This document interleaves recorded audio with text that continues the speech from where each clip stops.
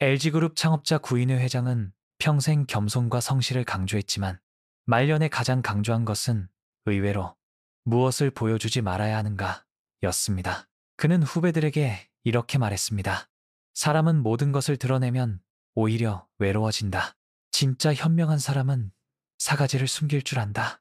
성공한 사람일수록 말이 적었다는 그의 관찰은 단순한 겸손이 아니었습니다. 그것은 평생 사람을 대하며 터득한 관계의 기술이었습니다. 오늘 우리는 구인회가 평생 지켜온 관계의 지혜, 특히 그가 강조한 숨겨야 할 사가지를 통해 어떻게 진정한 신뢰를 쌓고 평생의 동료를 만들 수 있는지 살펴보겠습니다.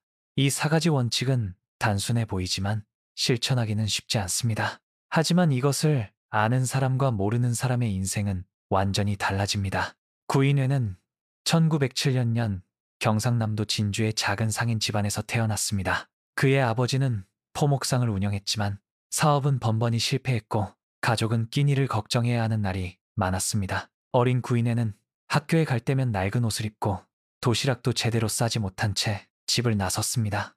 하지만 그는 결코 자신의 처지를 친구들 앞에서 말하지 않았습니다. 오히려 학교에서는 누구보다 당당했고 공부에서도 뒤처지지 않으려 애썼습니다.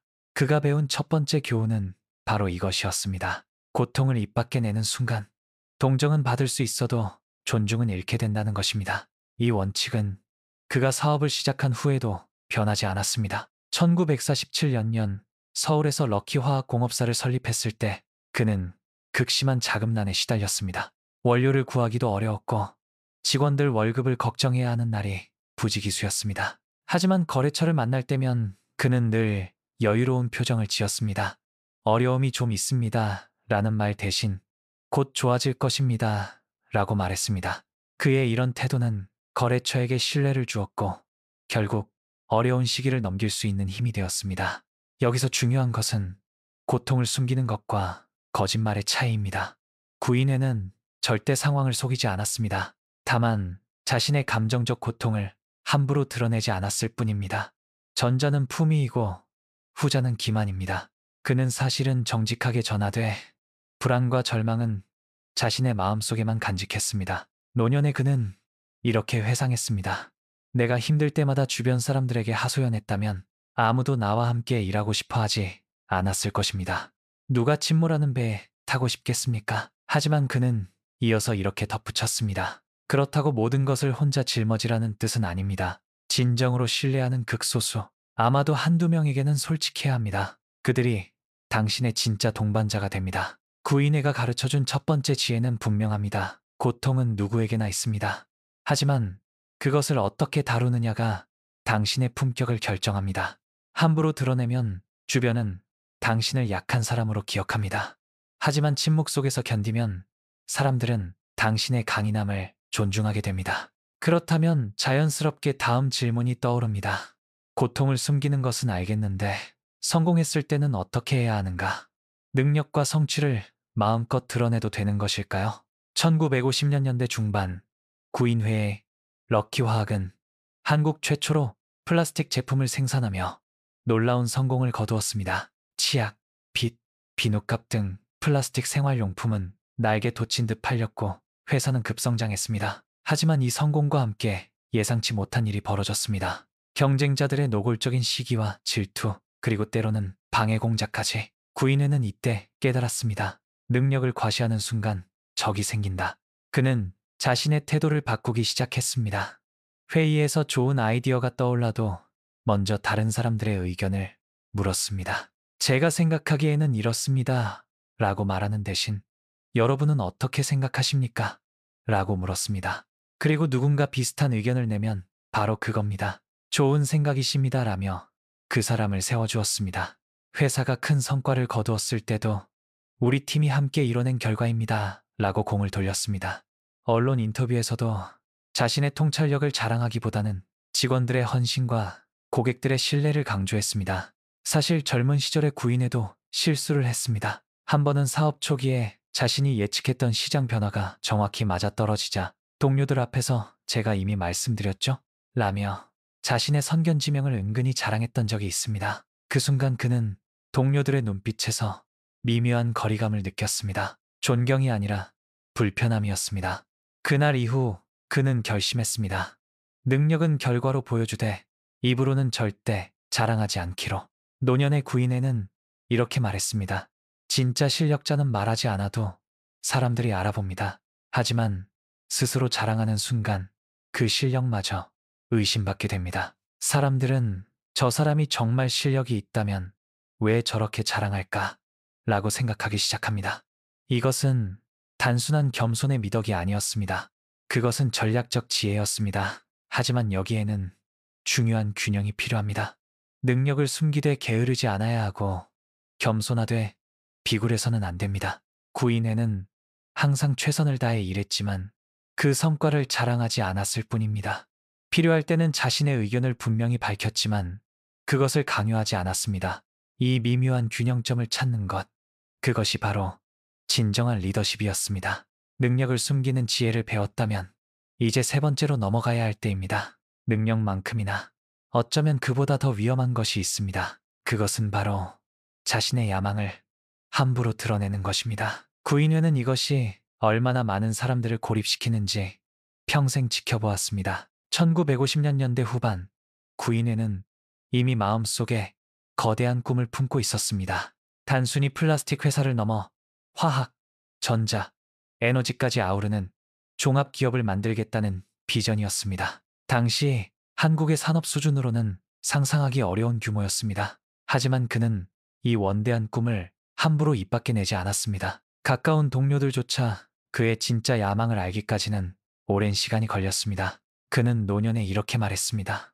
큰 꿈을 성급하게 말하면 세 가지 일이 생깁니다. 누군가는 당신을 비웃고, 누군가는 당신을 방해하며, 누군가는 당신의 아이디어를 먼저 가로챕니다. 꿈은 아직 이루어지지 않은 것이기에 취약합니다.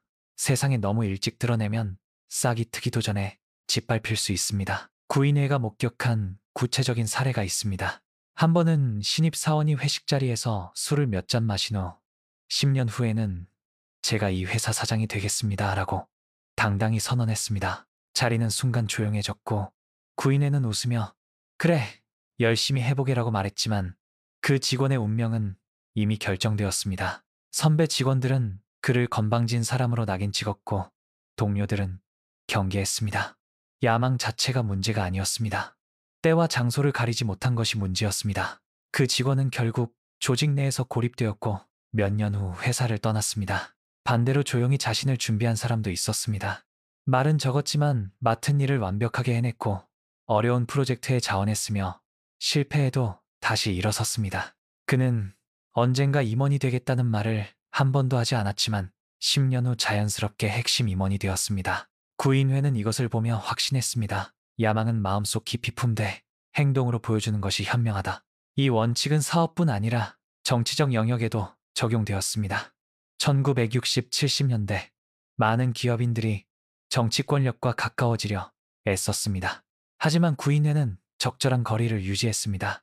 그는 권력욕을 드러내지 않았고 정치적 야망도 보이지 않았습니다. 그 결과 그는 정권이 바뀌어도 신뢰를 잃지 않았고 기업인으로서의 본분을 지킬 수 있었습니다. 권력욕을 드러내는 순간 진정한 동료는 떠나고 이해 관계자들만 모여들게 됩니다. 그는 이렇게 요약했습니다. 꿈은 혼자 키우고 결과는 함께 나누는 것입니다. 이 원칙이 그를 외롭지 않게 만든 비결이었습니다. 야망을 입 밖에 내지 않았기에 사람들은 그를 경계하지 않았고 오히려 함께하고 싶어 했습니다. 젊은이들에게 그는 당부했습니다. 야망을 숨기는 것은 포기가 아닙니다. 그것은 전략입니다. 조용히 준비하십시오. 때가 되면 당신의 꿈은 자연스럽게 드러나고 사람들은 당신을 응원할 것입니다. 고통을 숨기고 능력을 숨기고 야망을 숨겼다면 이제 네 번째 원칙을 배울 차례입니다. 어쩌면 이것이 인간관계에서 가장 위험한 것일지도 모릅니다. 바로 불만을 함부로 드러내는 것입니다. 구인회는 평생 수많은 인재들의 부침을 지켜보았습니다. 그중 많은 이들이 회사를 떠나거나 승진해서 밀려났는데 놀랍게도 대부분은 능력이 부족해서가 아니었습니다. 그들을 무너뜨린 것은 바로 불평불만이었습니다. 회사 정책에 대한 불만, 상사에 대한 불만, 동료에 대한 불만.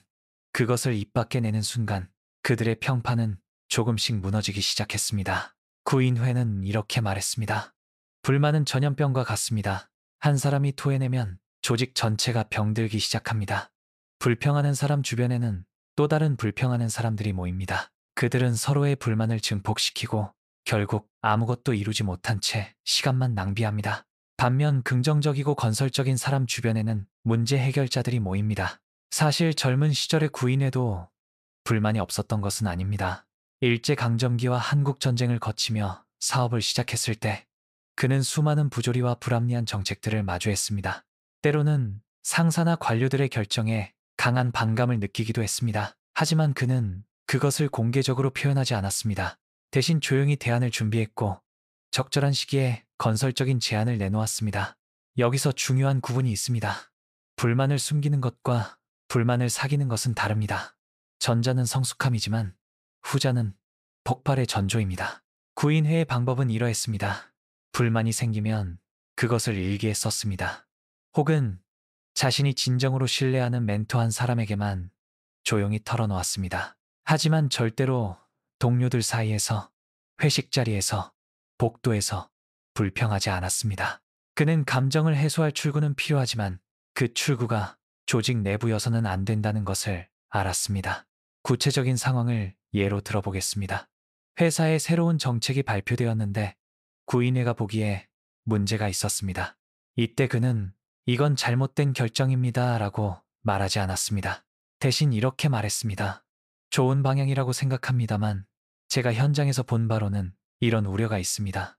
혹시 이렇게 보완하면 어떨까요? 비판이 아닌 제안의 언어였습니다. 문제를 지적하되 해결책도 함께 제시하는 방식이었습니다. 그는 말했습니다. 불만을 입 밖에 내는 순간 당신은 문제의 일부가 됩니다. 하지만 해결책을 제시하면 당신은 리더가 됩니다. 조직은 문제를 지적하는 사람보다 해결책을 제시하는 사람을 기억하고 신뢰합니다. 노년에 그는 솔직하게 후회를 털어놓기도 했습니다. 젊은 시절 몇 번은 감정을 이기지 못하고 불만을 터뜨린 적이 있습니다. 그 순간들이 관계에 작은 금을 남겼습니다. 세월이 지나도 그 상처는 완전히 아물지 않더군요. 이 고백은 그가 얼마나 이 원칙을 중요하게 여겼는지 보여줍니다. 하지만 여기에도 균형이 필요합니다. 불만을 숨기되 맹목적으로 순종해서는 안 됩니다. 잘못된 것을 보고도 침묵하는 것은 비겁함입니다. 중요한 것은 표현의 방식입니다. 감정적 불평이 아닌 이성적 제안으로, 비판이 아닌 건설적 대안으로 말하는 것. 이 미묘한 균형이 바로 진정한 리더십입니다. 자, 이제 우리는 네 가지를 모두 배웠습니다. 고통을 숨기고, 능력을 숨기고, 야망을 숨기고, 불만을 숨기는 것. 그렇다면 질문이 생깁니다. 이 모든 것을 숨기면 도대체 무엇이 남는 것일까요? 우리는 빈 껍데기가 되는 것은 아닐까요? 이제 우리는 중요한 역설에 도달했습니다. 구인회가 네 가지를 숨긴 진짜 이유는 무엇이었을까요? 그것은 바로 진정으로 중요한 것에 집중하기 위해서였습니다. 고통, 능력, 야망, 불만을 숨기는 것은 자신을 감추기 위함이 아니라 오히려 진심을 더 깊이 나누기 위한 준비였습니다. 구인회가 적극적으로 드러낸 것들이 있었습니다. 바로 감사, 존중, 신뢰, 그리고 적절한 때의 비전이었습니다. 그는 직원들에게 진심 어린 칭찬을 아끼지 않았습니다. 당신 덕분에 이 일이 가능했습니다 라는 말을 자주 했고 그것은 형식적인 립 서비스가 아니었습니다. 그의 눈빛과 목소리에는 진정한 고마움이 담겨 있었습니다. 실수한 직원에게도 그는 두 번째 기회를 주었습니다. 한 번은 한 직원이 중요한 계약을 망쳤습니다. 모두가 그의 해고를 예상했지만 구인회는 그를 불러 조용히 말했습니다. 이번 실수에서 무엇을 배웠습니까? 직원이 자신의 잘못을 솔직히 인정하자 구인회는 말했습니다. 좋습니다. 다시 해보십시오. 실수는 누구나 합니다. 중요한 것은 같은 실수를 반복하지 않는 것입니다. 이런 신뢰가 직원들의 충성심을 만들었습니다. 어려운 시기에도 그는 함께 버텼습니다. 1960년대 회사가 재정 위기를 겪었을 때 그는 자신의 봉급을 삭감하고 직원들과 함께 어려움을 나눴습니다. 우리는 한 배를 탄 사람들입니다. 함께 침몰하거나 함께 살아남거나입니다. 라는 그의 말은 단순한 구호가 아니라 진심이었습니다. 구인회는 말했습니다. 사람들은 당신이 무엇을 숨기는지가 아니라 무엇을 드러내는지로 당신을 기억합니다. 고통을 숨긴 것은 사람들이 기억하지 않습니다. 하지만 어려울 때 보여준 진심 어린 격려는 평생 기억됩니다. 능력을 자랑하지 않은 것은 잊혀집니다. 하지만 당신이 베푼 신뢰와 기회는 영원히 남습니다. LG그룹이 인화단결을 조직 문화의 핵심으로 삼은 것도 이런 철학에서 비롯되었습니다. 함께 마음을 모으고 단결한다는 이 가치는 구인회가 평생 실천한 진심 어린 관계 맺기의 결과였습니다. 전략적으로 숨기고 전략적으로 드러내는 것. 이것이 바로 그가 말하는 관계의 기술이었습니다. 숨김과 드러냄의 균형. 이것을 이해했다면 이제 구체적인 이야기로 들어갈 차례입니다. 구인회는 이 원칙들을 실제 삶에서 어떻게 적용했을까요? 그의 곁에 평생 남은 사람들은 왜 그를 떠나지 않았을까요? 구인회의 곁에는 평생을 함께한 사람들이 있었습니다. 그들은 왜 떠나지 않았을까요? 단순히 높은 연봉이나 좋은 대우 때문만은 아니었습니다. 구인회가 실천한 4가지 원칙이 그들의 마음을 붙잡았던 것입니다. 첫 번째 사례는 초창기부터 함께한 한 기술자의 이야기입니다. 그는 특별히 학벌이 좋지도 않았고 화려한 경력도 없었습니다. 하지만 성실했고 손재주가 뛰어났습니다. 구인회는 그의 능력을 공개적으로 지켜 세우지 않았습니다. 하지만 중요한 순간마다 그를 믿고 일을 맡겼습니다. 이 일은 당신밖에 할 수 없습니다라는 말과 함께 그 신뢰가 기술자의 마음을 움직였고 그는 평생 회사를 떠나지 않았습니다. 말이 아닌 행동으로 보여준 신뢰였습니다. 두 번째 사례는 1960년대 재정 위기 때의 일입니다. 회사가 심각한 자금난에 빠졌고 파산 위기까지 갔습니다. 이때 구인회는 자신의 고통을 과장하거나 직원들 앞에서 절망하지 않았습니다. 대신 조용히 말했습니다. 어렵습니다. 하지만 우리는 함께 이겨낼 수 있습니다.